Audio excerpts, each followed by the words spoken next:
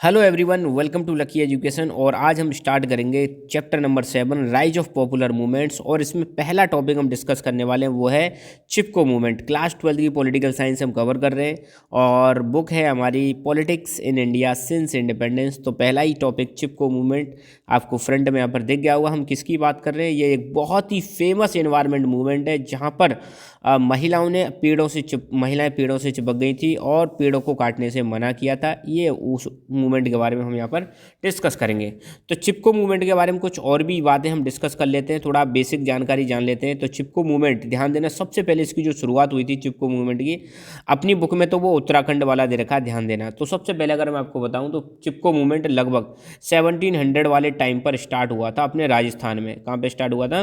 राजस्थान में हुआ था। खेजड़ली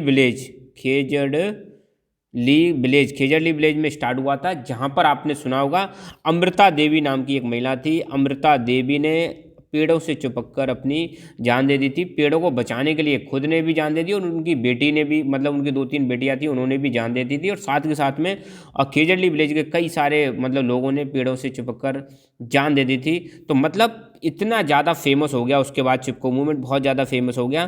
तो जब भी चिपको मूवमेंट की बात आती है तो अमृता देवी का नाम लिया जाता है, ध्यान देना।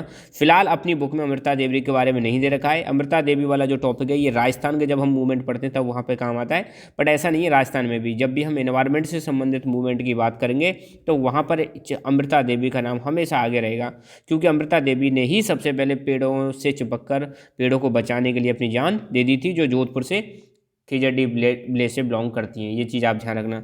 अभी जो अपनी बुक में 1973 वाला दे रखा है, आफ्टर इंडिपेंडेंस वाला मूवमेंट दे रखा है चिपको मूवमेंट, ठीक है। इसके बारे में 2-3 चीज़ आप लिख ही लेना। ये मूवमेंट एक्चुअली उत्तराखंड में स्टार्ट हुआ था, उत्तराखंड, ठीक है।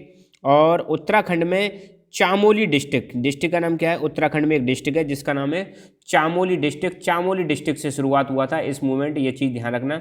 और इस मूवमेंट में जो मेन व्यक्ति हैं उनके बारे में याद रखना है, जिसने पार्टिसिपेट किया था। बुक में नहीं दे रखा है, आप लिख लेना। सुंदरलाल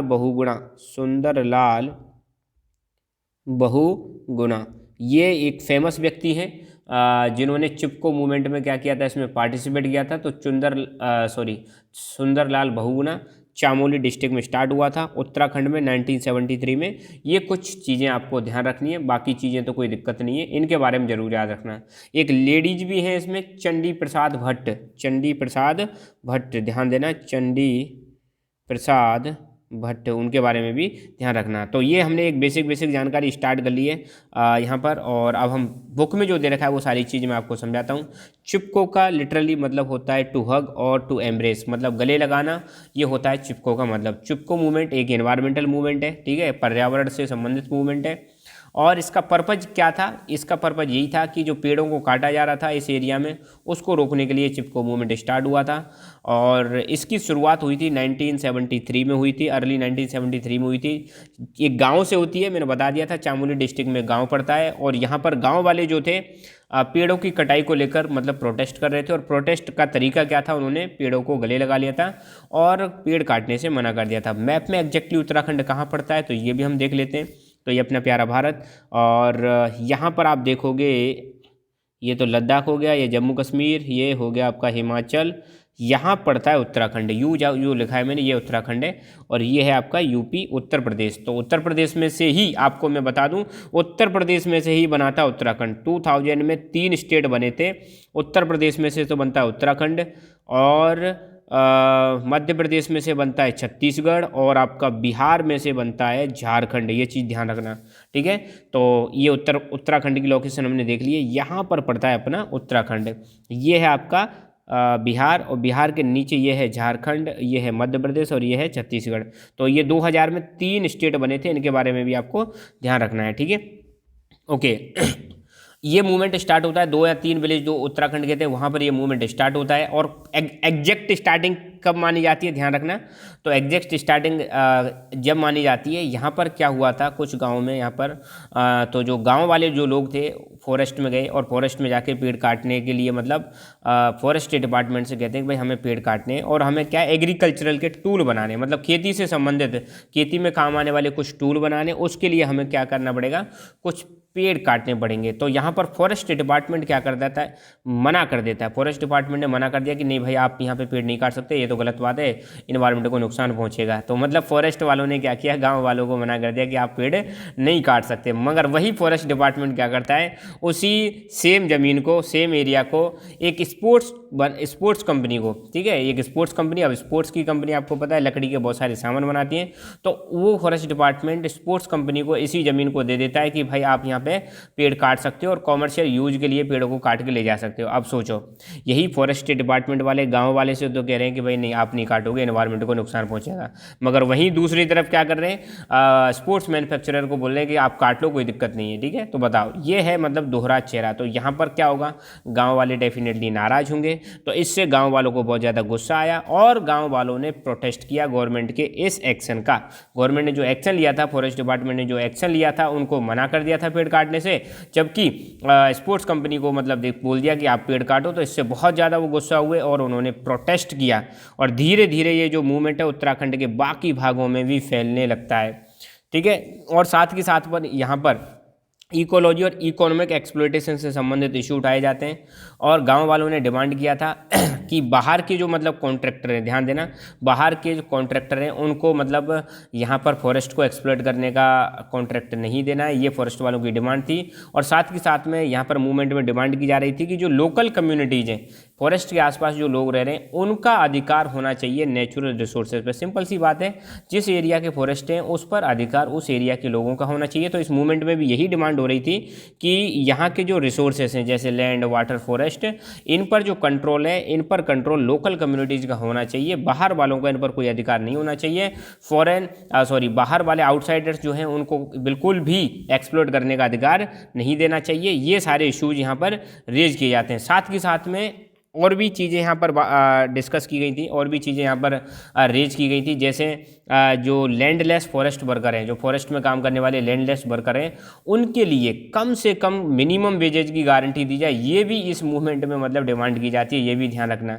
और वो चाहते थे कि government to provide low cost material to small industries, जो छोटी छोटी इंडस्ट्रीज हैं उनको लो कॉस्ट मटेरियल प्रोवाइड कराए, ताकि यहाँ पर रीजन जो है, ये जो उत्तराखंड वाला रीजन है, हिली एरियाज है, यहाँ पर इकोलॉजिकल बैलेंस डिस्टर्ब ना हो, पेड़ों की ज़्यादा कटाई ना हो। तो गवर्नमेंट इंडस्ट्रीज को भी यहाँ पर क्या करे, छोटी छोटी इंडस्ट्रीज को सपोर्ट करे।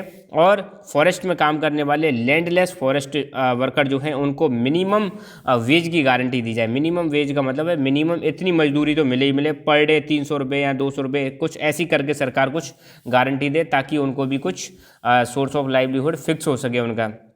और यहाँ पे जो फॉरेस्ट कॉन्ट्रैक्टर्स हुआ करते थे वो एल्कोहल का बिजनेस भी करते थे, और ये भी चीज़ ध्यान रखना। और यहाँ पे जो महिलाएं हैं, महिलाओं ने इस एल्कोहलिज्म के खिलाफ, जो यहाँ के जो लोग दारू पीते थे उसके खिलाफ भी यहाँ पर क्या किया था, प्रोटेस्ट किया था। तो देखो, ये मूवमेंट स्टार्ट हुआ था फॉरेस्ट से लेकर। इस मूवमेंट में आपको देखने को मिलेगा धीरे धीरे करके ये मूवमेंट ना अपना एजेंडा बढ़ा लेता है, बहुत ज़्यादा बढ़ा लेता है। तो यहाँ पर आपको देखने को मिलेगा इस मूवमेंट में बाकी सोशल इश्यूज़ को भी कवर किया जाने लगा। महिलाएं जो हैं दारू की बातें उठा रही हैं। यहाँ पर फॉरेस्ट जो लैंडलेस फॉरेस्ट में काम करने वाले लैंडलेस वर्कर हैं उनके मिनिमम वेजेज की बात की जा रही है, लोकल रिसोर्सेज के यूज करने की बात की जा रही है।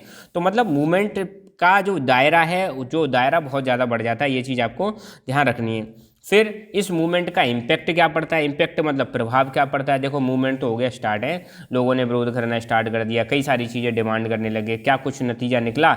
यस, नतीजा निकला। इस मूवमेंट की सबसे बड़ी विक्ट्री तो ये थी कि गवर्नमेंट ने यहाँ पर हिमालयन रीजन में 15 साल के लिए पेड़ों को काटने से बैन लगा दिया कि पेड़ों को अब नहीं काटा जा सकता जब तक कि पूरा ग्रीन कवर रिस्टोर ना हो जाए। तो यहाँ पर जो पेड़ काट दिए गए थे उसकी जब तक पूरी तरह से भरपाई नहीं हो जाएगी, एटलीस्ट 15 ईयर्स तक यहाँ पर कोई भी कटाई नहीं होगी। एक तो ये फ़ायदा हुआ इसका, सबसे बड़ा ये प्रभाव पड़ा।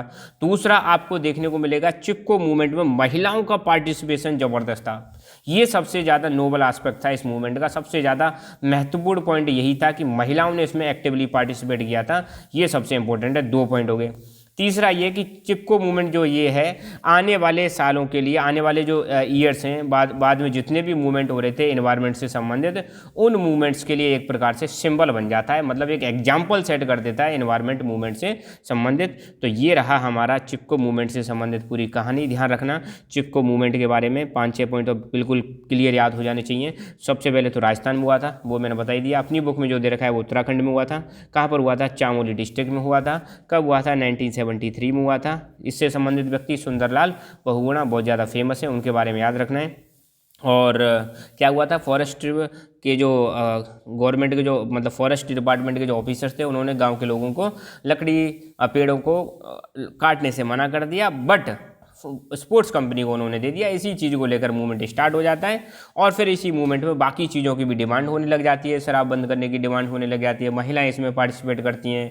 फॉरेस्ट डिपार्टमेंट के जो लैंडलेस वर्कर्स थे उनके लिए मिनिमम वेजेज की बात होने लग जाती है। लोकल रिसोर्सेज पर लोकल लोगों का कंट्रोल होना चाहिए, इसकी बात होने लग जाती है। बाहर के लोगों को कॉन्ट्रैक्ट ना दिया जाए, इसकी बात होने लग जाती है। तो इस मूवमेंट का जो दायरा है वो बढ़ने लग जाता है और ये मूवमेंट फ्यूचर में एक एग्जाम्पल सेट हो जाता है एनवायरनमेंट मूवमेंट से संबंधित मूवमेंट्स में। तो ये रहा चिपको मूवमेंट के बारे में सारी कहानी।